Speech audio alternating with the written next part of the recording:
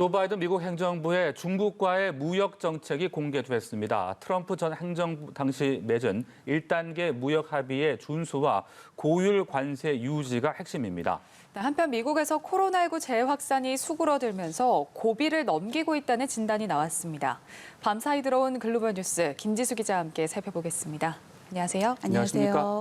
네, 바이든 행정부의 대중 무역 정책이 모습을 드러냈군요. 주요 내용 정리해 주시죠. 네, 바이든 행정부의 대중 무역 정책은 트럼프 전 행정부 시절에 고율 관세 유지, 그리고 지난해 1월에 맺은 1단계 무역 합의 준수가 큰 골격입니다. 캐서린 타이 미 무역대표부 대표는 전략국제문제연구소 연설에서 중국과의 무역 정책 세부 내용을 처음으로 언급했습니다. 무역 분야에서도 트럼프 전 행정부와 크게 다르지 않은 중국을 향한 강경책을 고수한다는 방침을 다시 확인한 셈입니다.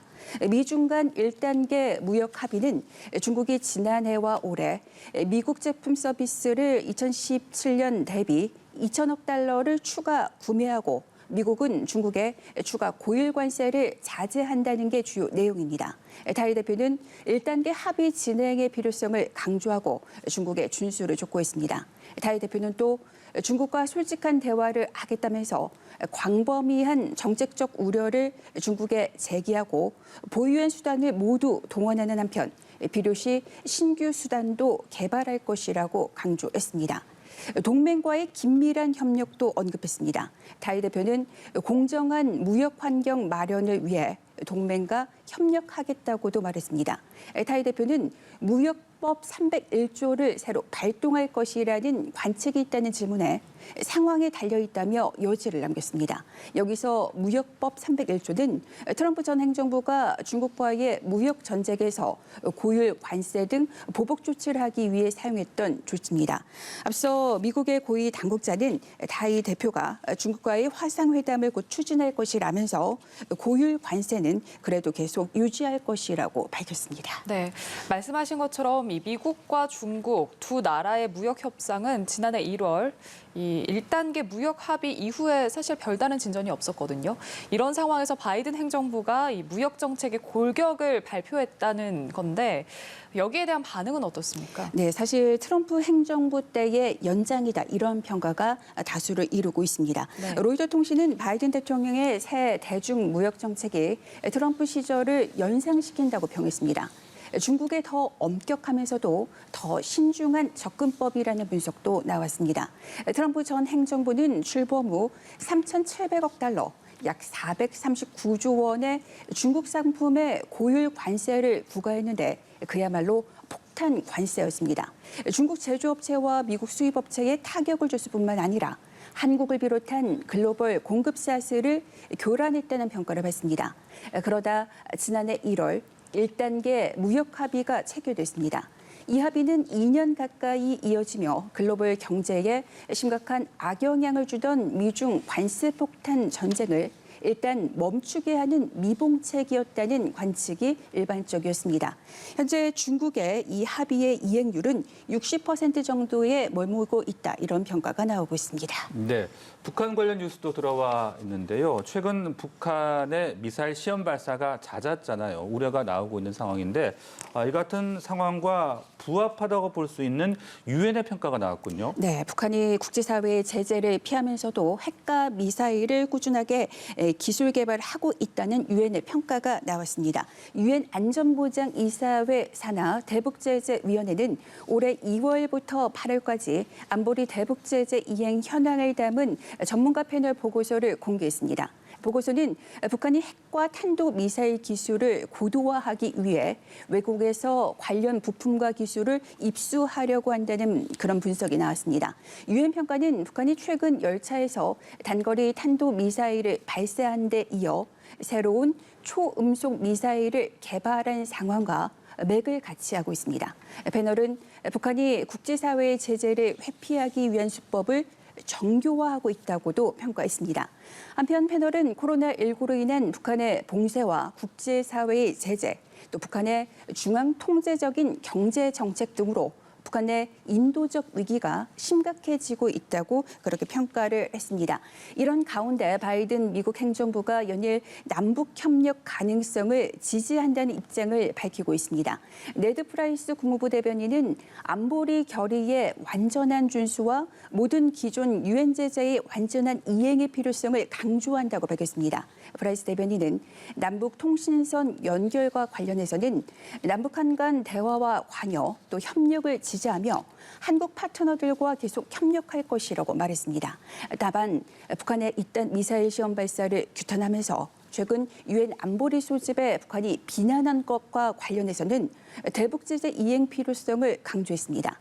바이든 행정부가 이처럼 절제된 입장을 반복하는 건 현재 살얼음판과 같은 한반도 정세를 조심스럽게 관리하는 한편 또 남북 대화와 관련한 기대감이 북미 대화의 그런 재개에 긍정적인 영향을 줄 수도 있다는 그런 분석이 그런 판단이 작용한 것으로 보입니다. 네. 오늘은 북한 관련 소식이 많은데요. 다음 소식도 북한 소식입니다. 북한의 해킹 공격은 국제사회의 심각한 현안 중 하나로 꼽히고 있는데 북한이 가상화폐 거래소 그리고 코로나19 백신 제조사들을 해킹한 것으로 드러났다고요? 네, 이것도 유엔 안보리 대북제재위원회 보고서가 밝힌 내용인데요. 북한의 다양한 제재 회피 실태와 수법이 있어서 잠시 소개를 하겠습니다. 전문가 패널은 북한이 해외 주재원, 중국과의 합작 기업, 또 가상자산 등을 통해서 국제 금융망에 지속해서 접근하고 있다고 평가했습니다. 여기서 눈에 띄는 건 북한이 가상화폐 거래소 등을 대상으로 공격을 집중적으로 펼치고 있다는 겁니다. 공격 대상자를 선정해서 악성 코드를 심은 이메일 등을 집요하게 보내 클릭을 유도한 뒤 해당 시스템을 감염시키는 방식을 사용했습니다. 유엔 전문가 패널은 각국 정부에 북한의 공격을 방지하기 위해 국제자금 세탁 방지기구 지침을 참고해서 위협을 줄이도록 노력해 줄 것을 당부했습니다. 그리고 북한 정찰총국과 연계된 것으로 알려진 해커 조직 라자루스와 킴스키는 이번에도 거론됐습니다.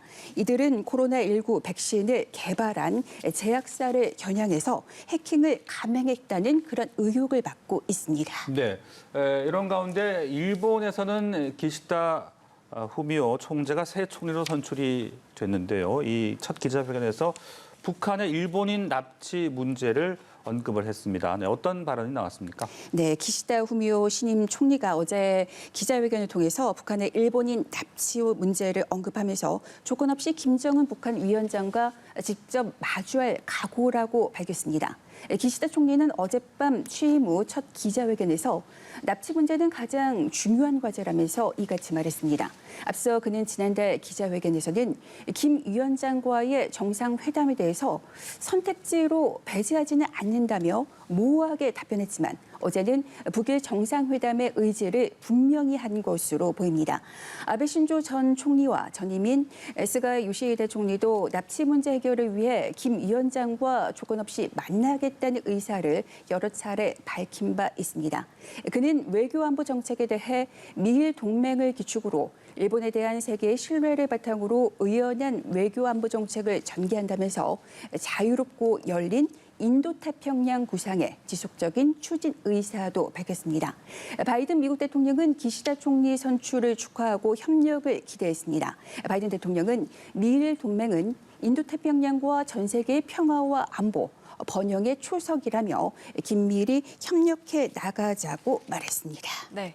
마지막으로 코로나19 소식 알아보겠습니다. 미국에서는 코로나19 확산세가 누그러들면서 이 고비를 넘기고 있다 이런 전문가의 진단이 나왔다고요? 네, 미국에서 코로나19 대응을 이끌고 있는 앤서니 파우치 미 국립 알레르기 감염병 연구소장이 한 말인데요.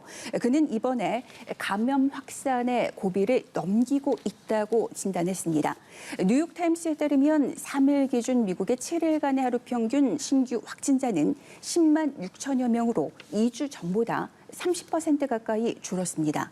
또 하루 평균 미국에서 입원 환자는 20% 감소한 7만 5천여 명, 또 하루 평균 사망자는 7% 줄어든 1,800여 명이었습니다. 세 지표 모두 감소세를 보였습니다. 하지만 이런 상황에서 자만하거나 방심해선 안 된다는 경고가 잇따르고 있습니다. 파우치 수장은 11월 넷째 주인 추수감사절부터 새해 첫날까지 이어지는 기간에 사람들이 안전하게 모임을 할 수 있을지는 지금 행동에 달려있다고 말했습니다. 그러면서 감염 지표를 낮추는 건 백신 접종에 달려있다고 강조했습니다. 또 코로나19 지표가 하락했다가 다시 치솟는 게 여러 차례라며 그 수치들을 계속해서 낮추는 게 중요하다고 말했습니다. 이 밖에도 자만하고 방심할 때마다 다른 변이가 발생해서 새로운 재확산을 겪었다면서 확산 감소세가 대유행의 끝을 알리는 신호가 아니라는 그런 전문가들의 지적이 나오고 있습니다. 네, 오늘도 다양한 국제 소식 김지수 기자와 함께 알아봤습니다. 말씀 고맙습니다.